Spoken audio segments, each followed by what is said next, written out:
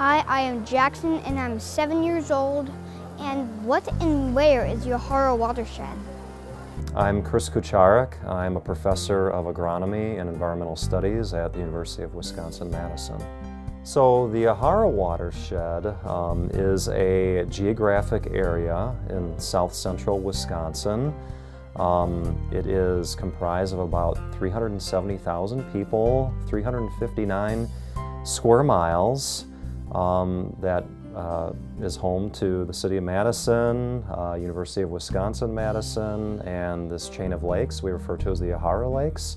It's called a watershed because all of the rainfall and snowmelt that comes onto the surface here eventually makes its way into the Yahara River and down through the chain of lakes and comes to a single outlet point on the southern end of the watershed, kind of the lowest elevation point. That eventually drains into the Rock River, and that eventually goes all the way into the Mississippi River and down to the Gulf of Mexico.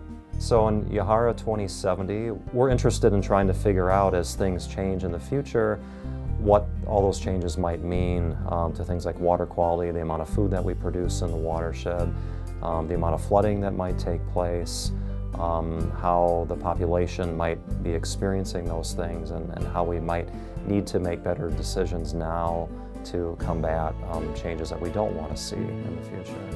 As part of Yahara 2070, there's 4 scenarios that were developed, and there's a good reason for having this number. People might wonder, like, well, is one better than the other? And that's not really what we're going for. We always say that we're not trying to predict the future, we're trying to create some type of space in which we create possibilities or plausible outcomes that people can then use to weigh the decision-making process. If we do this, this is what will happen. We study the future because we have an impact on that. And if we can understand a little bit better about how our decisions that we make might influence the future, then we might be able to avert things from happening that we don't want to happen, so we all can have a better future.